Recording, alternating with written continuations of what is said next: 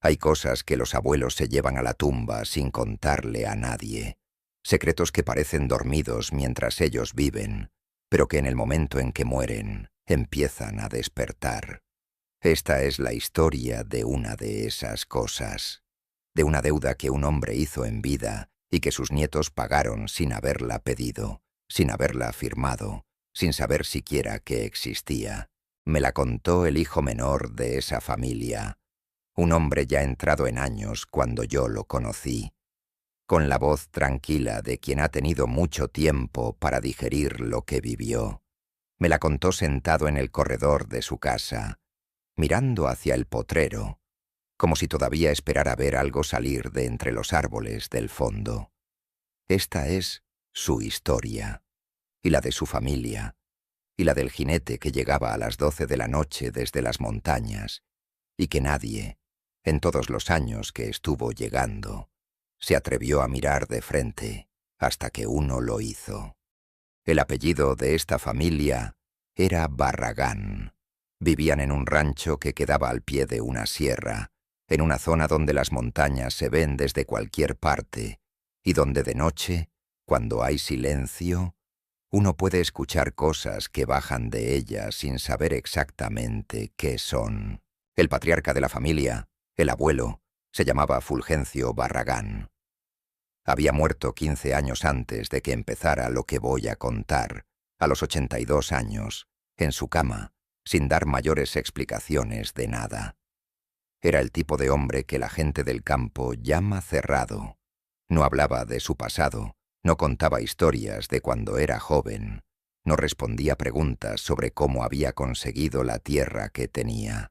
Había llegado al rancho siendo ya hombre hecho, con dinero suficiente para comprar varias hectáreas buenas y levantar una casa sólida, y nunca explicó de dónde venía ni de dónde venía ese dinero. La gente del rancho lo respetaba más por miedo que por afecto. Era hombre de carácter fuerte, de pocas palabras, de mirada que no se sostenía fácil. Sus hijos lo obedecían sin cuestionarlo.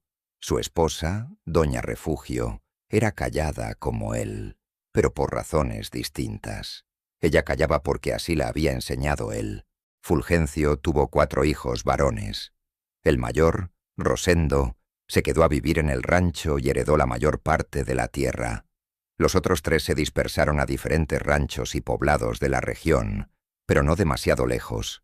La familia seguía junta en el sentido de que todos se conocían y se visitaban en fiestas y compromisos. Rosendo, que era quien heredó el rancho principal, tenía 3 hijos cuando murió Fulgencio. El mayor se llamaba Genaro, el del medio Benigno, y el menor, el que me contó la historia, se llamaba Lucio. Lucio tenía 16 años cuando su abuelo Fulgencio murió. Tenía 31 cuando empezó lo que voy a contar. La tierra que había dejado Fulgencio era buena. 3 tipos de terreno. Una parte plana para sembrar, una parte de potrero para el ganado, y una parte de ladera que subía hacia la sierra, y que no se trabajaba, pero que era parte de la propiedad según los documentos. Esa ladera siempre había estado ahí, siempre había sido parte del rancho, y nadie nunca había tenido razón para subir a ella, porque no producía nada útil. Hasta que llegó lo del jinete, nadie le prestaba atención a esa ladera. Lo del jinete comenzó el mismo año en que murió Rosendo, el padre de Genaro, Benigno y Lucio. Rosendo murió en octubre, de un infarto fulminante, sin previo aviso. Tenía 58 años. Era hombre sano, que no bebía ni fumaba, que trabajaba todos los días. Su muerte fue un golpe para la familia y para el rancho, porque Rosendo era quien sabía cómo funcionaba todo, quien conocía cada palmo de la tierra, quien mantenía los compromisos con los vecinos y los tratos con los compradores de cosecha. Sin él, los 3 hijos tuvieron que repartirse las responsabilidades como pudieron. Genaro tomó el mando porque era el mayor, aunque no tenía el carácter de su padre. Benigno se encargó del ganado. Lucio, el menor, se encargó de lo que quedara. El primer mes después de la muerte de Rosendo fue de trabajo y de duelo, y de aprender a hacer las cosas sin él. El segundo mes fue más estable. Para el tercer mes, la vida del rancho había encontrado un ritmo nuevo, imperfecto, pero funcional. Fue en ese tercer mes cuando llegó el jinete por primera vez. Fue Benigno quien lo escuchó primero. Era martes, pasada la medianoche. Benigno se había quedado dormido tarde porque había tenido que atender a una vaca enferma y no había terminado hasta las 11. Cuando por fin se acostó, se quedó dormido casi de inmediato. Lo despertó el sonido. Era el sonido de cascos de caballo. No cerca, no en el patio. Venía de lejos, de arriba, de la dirección de la sierra. Un galope que bajaba por la ladera con una cadencia regular, sin apuro, como de alguien que conoce el camino, aunque no haya camino. Benigno abrió los ojos y escuchó. Pensó que era algún caballo suelto que bajaba del monte. Eso pasaba a veces. Animales que se escapaban y bajaban buscando agua o pasto. Pero el sonido no era de un caballo desorientado. Era demasiado regular, demasiado controlado. Era el sonido de un jinete que guía, no de un animal que anda solo. Los cerdos se despertaron primero. El chiquero estaba al lado norte de la casa, y desde ahí empezó el alboroto. Gruñidos, golpes contra la madera, los animales moviéndose en el encierro. Luego las gallinas, aunque el gallinero estaba cerrado, empezaron a cacarear todas a la vez con ese sonido específico que hacen cuando algo las asusta de noche. Luego los perros, 2, que dormían en el patio, empezaron a aullar. No a ladrar, a aullar, que es distinto. Benigno se sentó en la cama. Su esposa se despertó también. «¿Qué es eso?», preguntó ella. Benigno no respondió. Estaba escuchando. El sonido de los cascos llegó al potrero. Lo supo por el cambio en el sonido. De tierra compacta a pasto, más sordo, más pesado. El caballo, o lo que fuera, estaba en el potrero que quedaba detrás de la casa. Sus propios caballos, 3 que dormían en el corral junto al potrero, empezaron a relinchar. Relinchaban con ese tono agudo que usan cuando tienen miedo, golpeando el suelo, moviéndose en el encierro sin poder salir. El sonido de los cascos extraños rodeó el potrero, una vuelta completa, despacio, como si estuviera revisando el perímetro. Luego se acercó a la casa. Benigno miró la ventana. La ventana de su cuarto daba al potrero. Las cortinas estaban corridas. Su esposa le apretó el brazo. No dijo nada. Solo le apretó el brazo. Los cascos se detuvieron del lado del potrero, a unos 20 metros de la ventana, calculó Benigno. Se detuvieron y no volvieron a moverse. El silencio que siguió fue peor que el sonido. Los cerdos seguían alborotados. Las gallinas seguían cacareando. Los perros habían dejado de aullar, pero gemían, ese gemido bajo y continuo que hacen cuando tienen miedo de algo que no entienden. Benigno y su esposa se quedaron sentados en la cama, mirando las cortinas cerradas, sin hablar, durante lo que les pareció mucho tiempo. Luego los cascos volvieron a sonar. Se alejaron. Cruzaron el potrero, subieron la ladera, se perdieron en la sierra. Cuando el sonido desapareció del todo, los animales fueron calmándose uno por uno. Primero los perros, luego las gallinas. Los cerdos tardaron más. Los caballos propios no se calmaron del todo esa noche. Benigno y su esposa no volvieron a dormirse. A la mañana siguiente, Benigno revisó el potrero. Buscó huellas de cascos en el pasto húmedo de la madrugada. Encontró algunas, cerca de la cerca trasera, donde el terreno era más blando. Las huellas entraban al potrero desde la ladera. No salían por ningún lado. El jinete volvió al día siguiente, a la misma hora, las 12 de la noche, ni antes ni después. El mismo recorrido. Bajaba de la sierra, rodeaba el potrero, se acercaba a la casa, se detenía un momento, se iba. Volvió la noche siguiente, y la siguiente. Para la cuarta noche, ya no solo lo escuchaba Benigno, Genaro vivía en la casa principal, a 200 metros, y también lo escuchaba. Lucio, que vivía en una casa más chica al lado sur del terreno, también lo escuchaba. Las tres familias, en sus tres casas, se despertaban a las 12 de la noche con el mismo sonido y esperaban en silencio hasta que se iba. Nadie se asomaba a las ventanas. Eso fue una decisión tácita, sin que nadie la dijera en voz alta.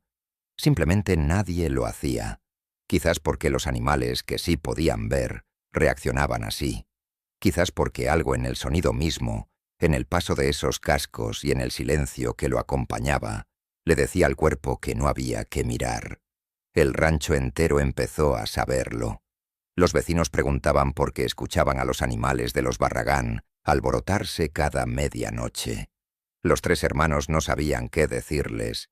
Al principio dijeron que no era nada. Luego dejaron de dar explicaciones. Una mujer mayor del rancho, doña Tránsito, que había vivido en esa región toda su vida y que conocía los dichos y las historias de los viejos, fue a ver a Genaro a la segunda semana. Le dijo que había escuchado hablar de algo así, que ella no sabía exactamente qué era, pero que lo que bajaba de noche de esas sierras no era algo que se espantara fácil, que lo mejor era no mirarlo, no hablarle, no provocarlo, y esperar a que se fuera solo. ¿Y si no se va solo?, preguntó Genaro. Doña Tránsito no respondió eso. Le dijo que buscaran al padre del pueblo, que le explicaran, que a veces estas cosas tienen remedio y a veces no, pero que el padre podía saber cuál era el caso. Genaro fue al pueblo. Habló con el sacerdote. El sacerdote lo escuchó con atención. Le hizo preguntas específicas. ¿Cuándo había empezado? ¿Cuántas noches? Si alguien había visto algo. Si habían pasado cosas extrañas en la familia recientemente.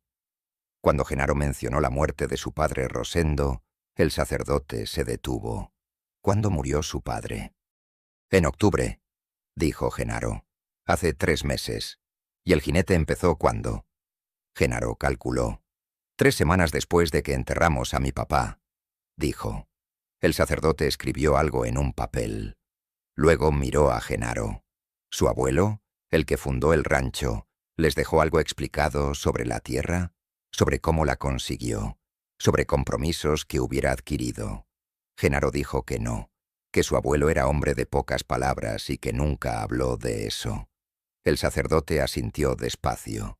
Le dijo que iba a ir al rancho el siguiente fin de semana, que mientras tanto no provocaran nada, que siguieran como estaban.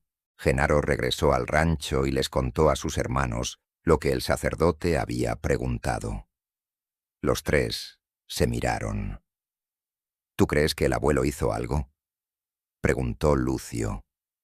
Nadie respondió, pero los tres pensaron lo mismo, que Fulgencio Barragán había llegado al rancho con tierra y dinero que nunca explicó, que era hombre cerrado hasta en la muerte, y que 15 años de paz, después de que murió, no significaban que lo que dejara atrás hubiera desaparecido. Solo significaban que estaba esperando. El sacerdote llegó un sábado por la mañana. Era hombre de más de 50 años, con experiencia en esa región y en las cosas que la gente de la sierra a veces traía a su confesionario. No era de los que se escandalizaban fácil. Recorrió el rancho, vio el potrero, el corral, la ladera que subía hacia la sierra. Se detuvo en la ladera un tiempo, mirando hacia arriba, sin decir nada. Luego se sentó con los 3 hermanos y les hizo más preguntas. Les preguntó si entre los papeles del abuelo o del padre había encontrado algo que no entendieran. Algún documento, alguna carta, cualquier cosa escrita. Genaro dijo que cuando murió su padre habían revisado sus cosas, que había documentos de la tierra, recibos viejos, cartas de compraventa. Nada raro. ¿Revisaron todo?, preguntó el sacerdote. Genaro dijo que creían que sí. ¿Pueden revisar de nuevo? Esa tarde, Los tres hermanos vaciaron el cajón donde Rosendo guardaba los papeles importantes. Los pusieron sobre la mesa de la cocina y los revisaron uno por uno, esta vez con más cuidado. Encontraron algo que no habían notado antes. Era un sobre cerrado, sin nombre escrito por fuera, que estaba pegado con cinta al fondo del cajón, debajo de una carpeta vieja de documentos del banco. El sobre era amarillo de viejo y la cinta casi no pegaba ya. Si no hubieran buscado con cuidado, nunca lo habrían encontrado. Lo abrieron delante del sacerdote. Adentro había una hoja doblada en 4, letra de hombre mayor, tinta desvaída, escrita con la caligrafía irregular de quien no tuvo mucha escuela, pero sí voluntad de escribir. Era la letra del abuelo Fulgencio. Lo supieron por la firma al final, que reconocieron de otros documentos. El sacerdote leyó el papel en voz alta. Decía lo siguiente, con las palabras exactas que Lucio recordó décadas después. Esto es para quien encuentre esta carta después de que yo me vaya. Lo que conseguí para fundar este rancho no lo conseguí solo.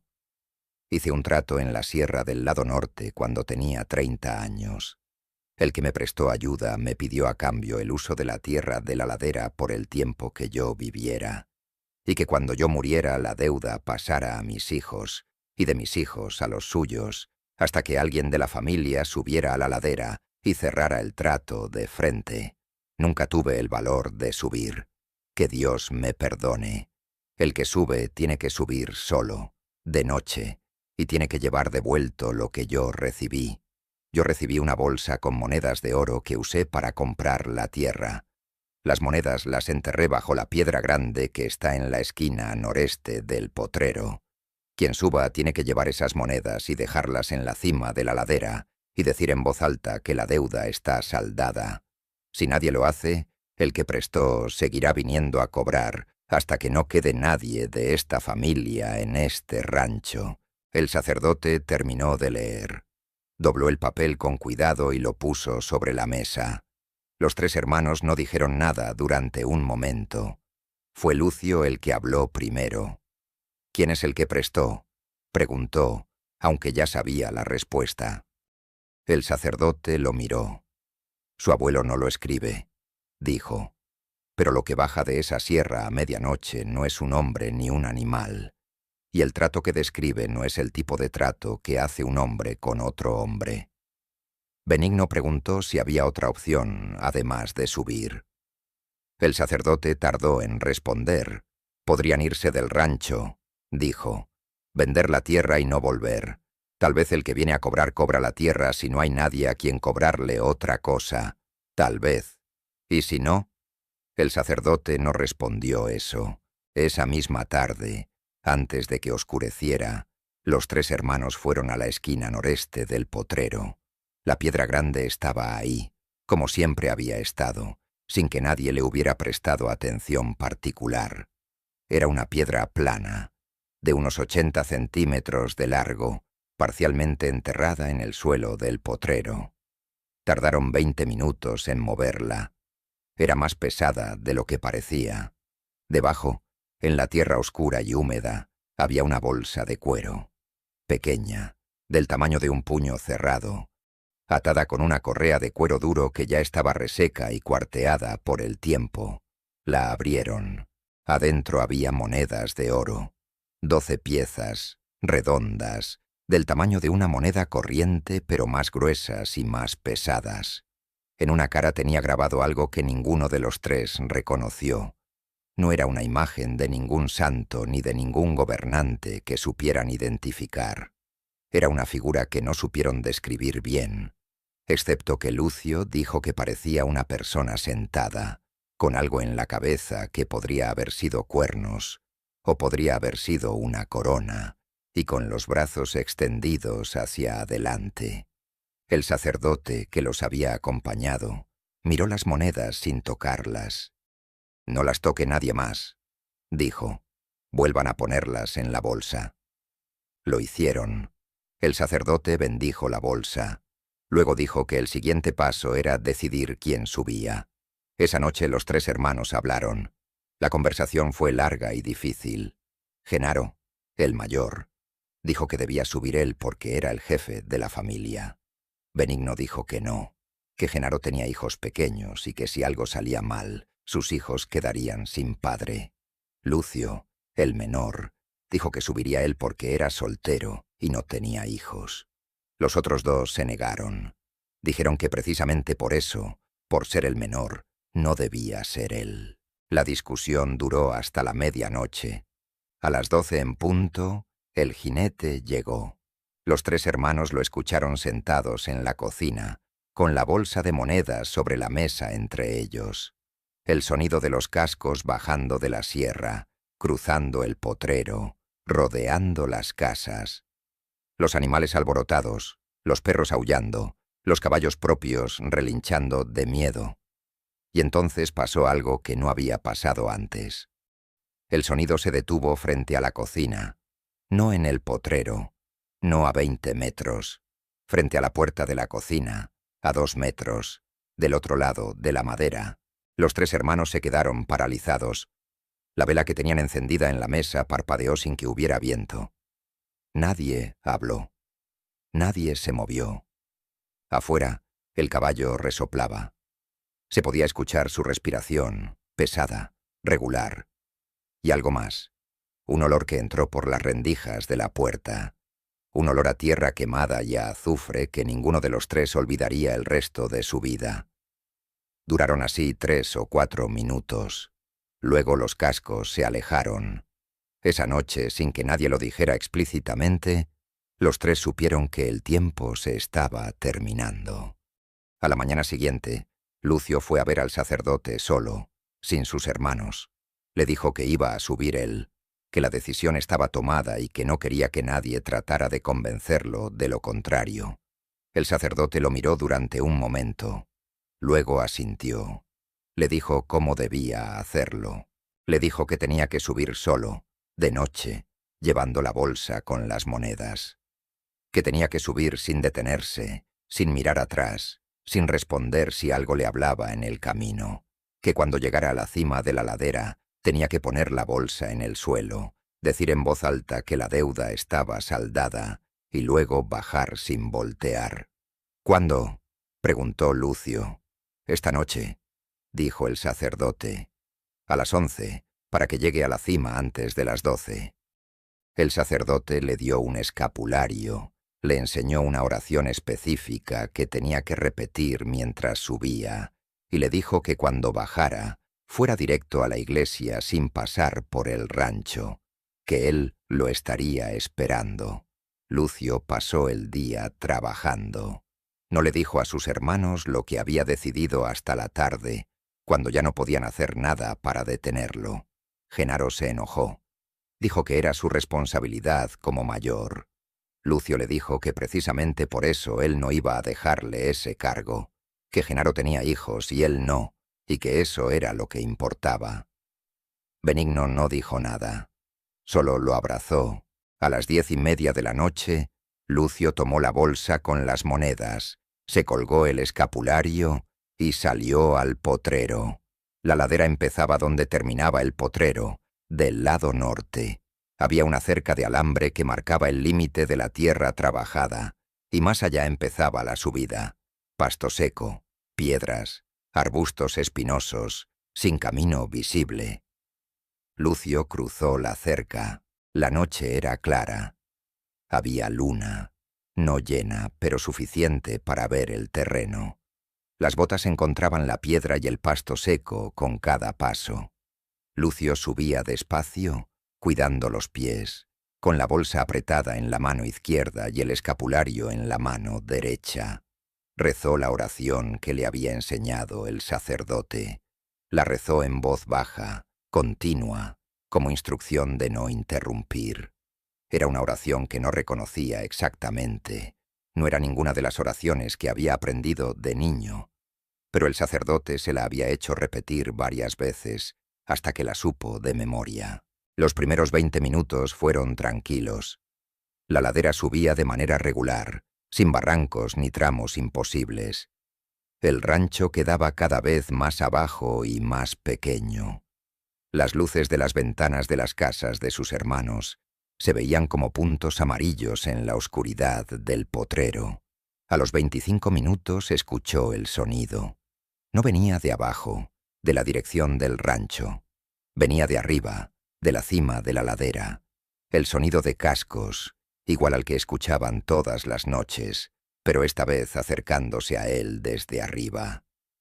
Lucio siguió subiendo. Siguió rezando. Apretó la bolsa. El sonido se acercó. Se hizo más fuerte, más nítido, hasta que Lucio supo que estaba a pocos metros, del otro lado de un peñasco que bloqueaba la vista hacia arriba. Se detuvo. Recordó lo que le había dicho el sacerdote. No te detengas. Volvió a caminar. Rodeó el peñasco. Y lo vio.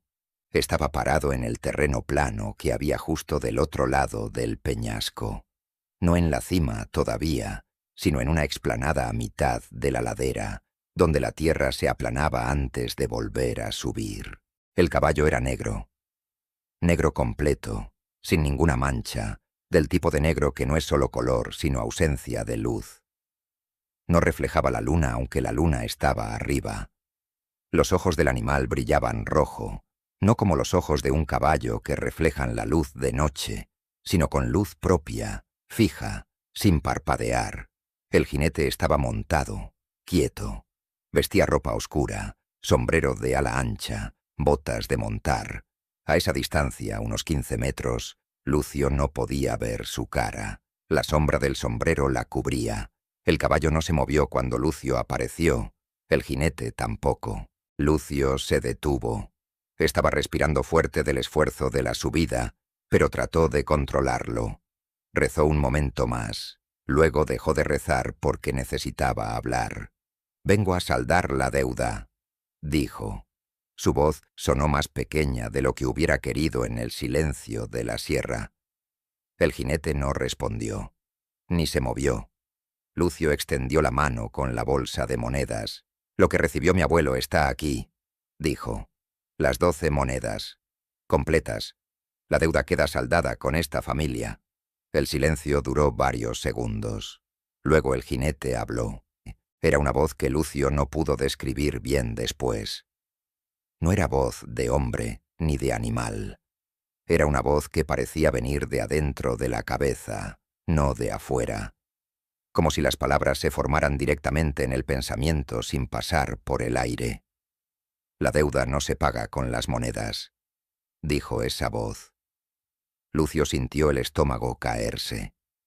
«La carta de mi abuelo decía que había que devolver las monedas», dijo. «Las monedas son la parte pequeña», dijo la voz. «Tu abuelo recibió más que monedas». Lucio esperó. «Recibió la tierra», dijo la voz. «La tierra es mía. Siempre fue mía. Las monedas fueron solo el símbolo del trato. Lo que me debe tu familia es la tierra». Lucio miró la bolsa en su mano. Las 12 monedas que habían estado enterradas bajo la piedra del potrero durante más de 50 años, que su abuelo había usado para comprar ese rancho y esa vida. «No puedo darte la tierra», dijo. «Es lo único que tenemos». El jinete inclinó la cabeza un poco hacia el lado. El movimiento fue lento y no fue del todo humano, como de un cuello que tiene más articulaciones de las que debería. «Entonces la deuda sigue», dijo la voz, «y seguiré viniendo». «¿Cuánto tiempo?», preguntó Lucio. «Hasta que no quede nadie de tu sangre en este rancho», dijo la voz, «o hasta que alguien me entregue lo que se me debe».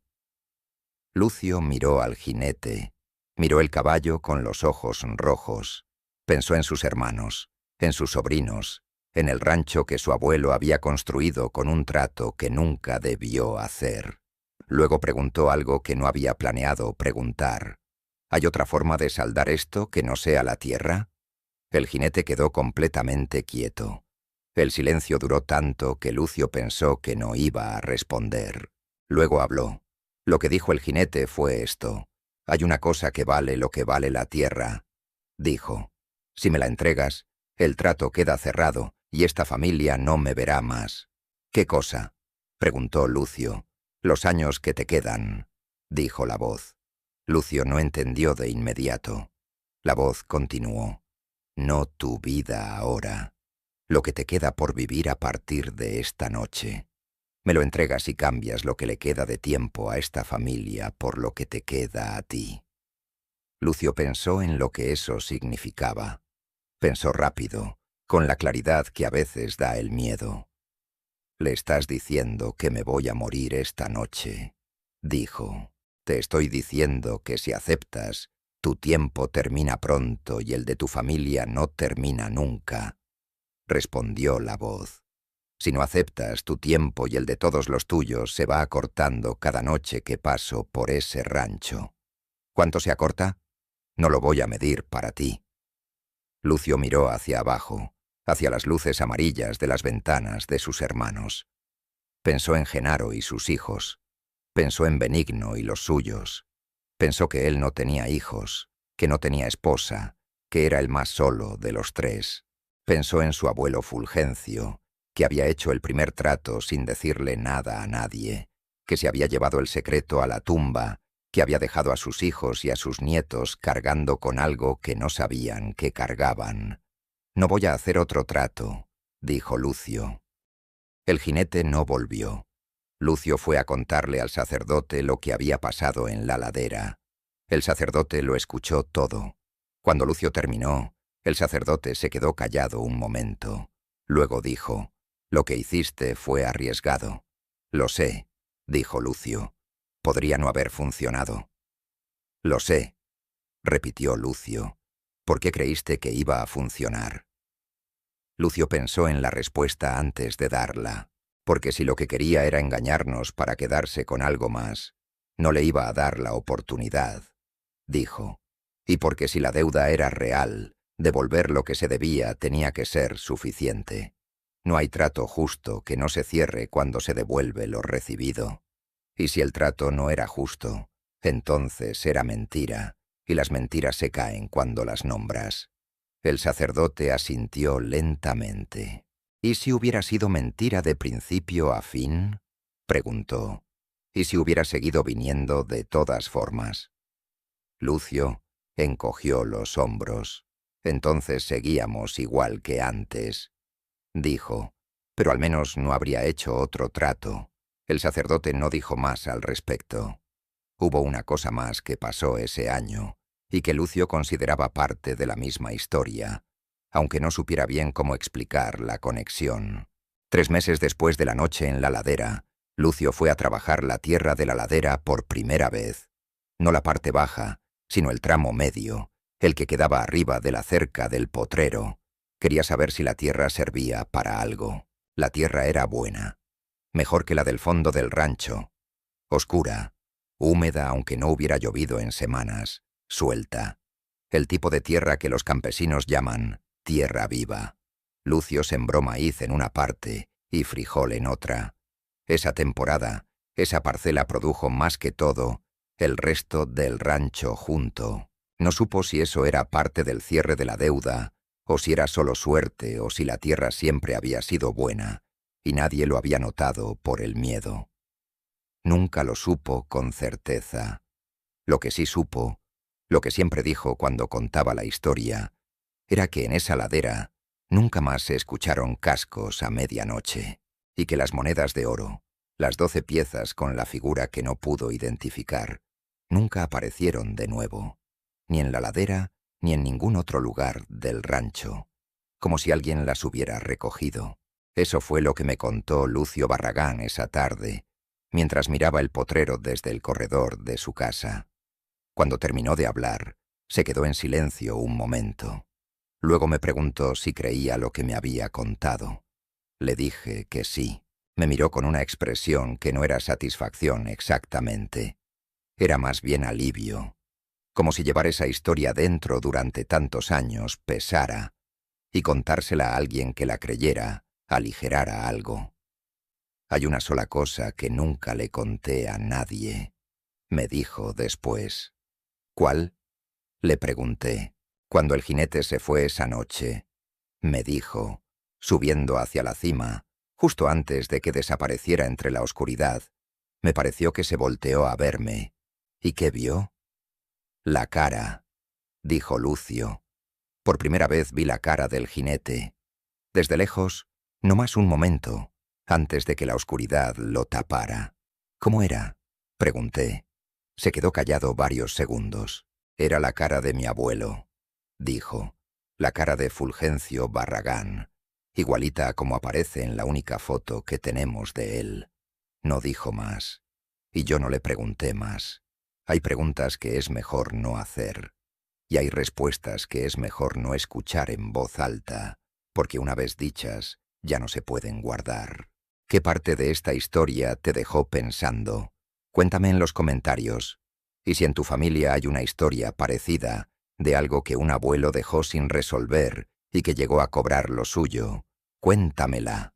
Esas historias merecen contarse. Suscríbete para no perderte lo que viene.